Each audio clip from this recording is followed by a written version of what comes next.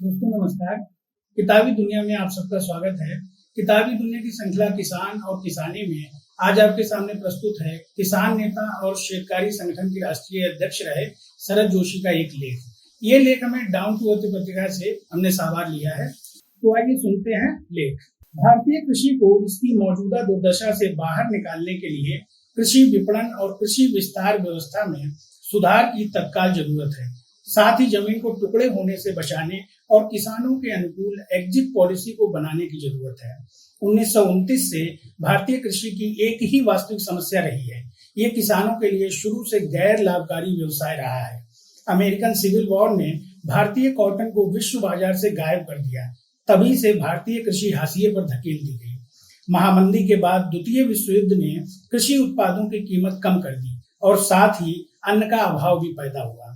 अंग्रेजों ने भारत से सस्ता अनाज खरीदकर भारत को वापस महंगा उत्पाद बेचने की नीति अपना ली।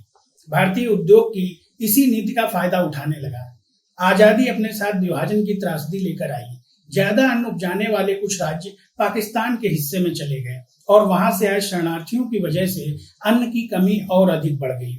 नौकरशाही पर सरकार की निर्भरता और समाजवाद की आरंभिक सोच ने इंस्पेक्टर राज्य को जन्म दिया, जिसे राजनीतिक लोकप्रियता के तहत कम लागत वाली अर्थव्यवस्था कहा गया। इस नीति में किसानों के खिलाफ अंतर्निर्मित पक्षपात छुपा हुआ था। समाजवाद के समाजवादी पैटर्न ने चीजों को और खराब ही किया, क्योंकि औद्योगिकरण के लिए सस्ता कच्चा माल और श्रम की जरूरत थी। 1960 की हरित क्रांति ने अन्न की कमी को तो खत्म कर दिया, लेकिन इसने खेती की लागत बढ़ा दी। इससे खाद, कीटनाशक, बिजली के दाम महंगे होते चले गए। मार्केटिंग सिस्टम और बुनियादी ढांचे की कमजोरी ने कृषि को एक बार फिर नुकसान का सौदा बना दिया। कृषि मूल्य आयोग की स्थापना और न्यूनतम समर्थन मूल्य यानी एमएसपी की शुरुआत से 1965 से 1970 के बीच चीजें सुधरनी शुरू हुई।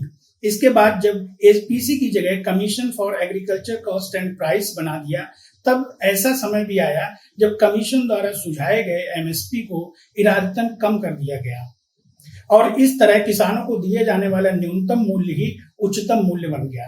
व्यापार और निर्यात पर प्रतिबंध, भंडारण की अपर्याप्त व्यवस्था, प्रोसेसिंग, यातायात की समस्या ने भारतीय कृषि को और अधिक नुकसानदायक स्थिति में पहुंचा दिया। 1990 का आर्थिक सुधार उद्योग और वित्त जगत तक ही सीमित रहा। कृषि व्यवस्था को इसके सुधार का अधिक लाभ नहीं मिला। राष्ट्रीय जनतांत्रिक गठबंधन के शासनकाल में मार्केटिंग के मोर्चे पर कुछ सुधार के काम हुए। जब सुधार के दूसरे चरण का समय आया, तब एक बार फिर यूपीए सरकार के समय कृषि को राज्य के अधीन विषय बनाकर छोड़ दिया गया। अब दूसरी हरित क्रांति की भी बात हो रही है। आम लोग भी समझ रहे हैं कि कृषि विपणन व्यवस्था के मौजूदा हालात को सुधारने की आवश्यकता है। किसानों द्वारा आत्महत्या के बाद इन सुधारों की जरूरत और तीव्रता से महसूस की गई। दुर्भाग्य से जब कांग्रेस पार्टी की सोच में बदलाव आया, तब उसके लेफ्ट के सहयोगी उन पर हावी रहे। नतीजतन यूपीए सरकार ऐसे बदलाव लाती रही जो अप्रासंगिक और अनुचित थे। जीडीपी विकास दर अब दोहरे अंक में प्रवेश करने जा रही है, लेकिन कृषि विकास दर अब भी 3% की रेखा पार करने के लिए जद्दोजहद कर रही है। नीति निर्माता कृषि क्षेत्र के 4% विकास दर सुनिश्चित करने पर जोर दे रहे हैं। जाहिर है, कृषि के उच्चतम विकास दर को स्वागत किया जाना चाहिए, लेकिन ये नहीं भूलना चाहिए कि 4% का लक्ष्य जीडीपी विकास दर और कृषि उत्पाद के बीच सह संबंध का अध्ययन किए बिना तय किया गया था। विशेषज्ञ 4% लक्ष्य की बातें तब भी कर रहे थे जब जीडीपी महज 6% था, और तब भी जब 4% की ही बात हो रही है जब 9% से ऊपर चली गई है। ग्रामीण एवं कृषि व्यवस्था के सहकारी स्वरूप को लेकर फिर से विचार किए जाने की जरूरत है। सहकारिता का मॉडल फेल हो चुका है, सिवाय कुछ अपवादों के जहां नेतृत्व बहुत मजबूत था या जहां एकाधिकार वाली स्थिति थी। हरित क्रांति से पूर्व के दिनों में अन्न की कमी एक समस्या थी और आज भी है, जब भारत कई खाद्यान्नों का मुख्य उत्पादक देश बन चुका है। खाद्य सुरक्षा की बात को सही साबित करने के क्रम में खाद्य सुरक्षा की परिभाषा को ही विस्तृत बनाया जा रहा है। खाद्य सुरक्षा का अर्थ सिर्फ खाद्यान्न की भौतिक उपलब्धता भर नहीं है। इसका अर्थ यह भी है कि इसे पाने के लिए पर्याप्त क्रय शक्ति का होना, पानी की उपलब्धता होना, पर्याप्त साक्षरता होना और महिला सशक्तिकरण का होना। खाद्य सुरक्षा के दायरे को विस्तृत बनाने में एनजीओ का अपना कुछ छुपा हित हो सकता है। सरकार फूड सिक्योरिटी मिशन बनाते समय एक लोकप्रिय दबाव से झुकी रहती है। ये मिशन अधिक अन्न उपजाऊ की रणनीति को अपना रहा है। ये वैसी ही रणनीति है जो 1960 से पूर्व की अवधि में फेल हो चुकी है।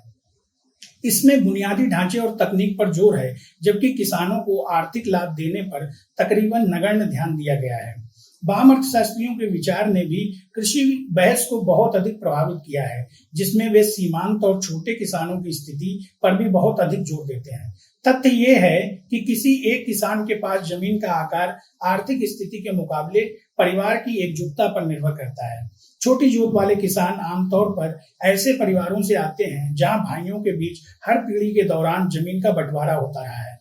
गौरतलब है कि वे अर्थशास्त्री ऑपरेशन कंसोलिडेशन का रास्ता नहीं सुझाते, बल्कि आगे और अधिक बंटवारे और भूमि सुधार की सिफारिश करते हैं।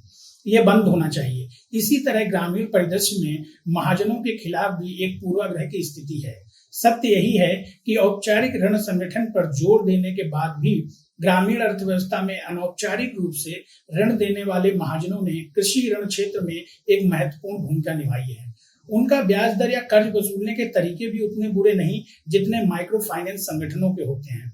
बांग्लादेश मॉडल की नकल के बजाय बेहतर होगा कि हम महाजनों की व्यवस्था को ही औपचारिक ऋण संस्थान के रूप में मान्यता दें और यूजेरियस लोन एक्ट की समीक्षा करें, ताकि ग्रामीण अर्थव्यवस्था से इस घृणित प्रथा को खत्म किया जा सके।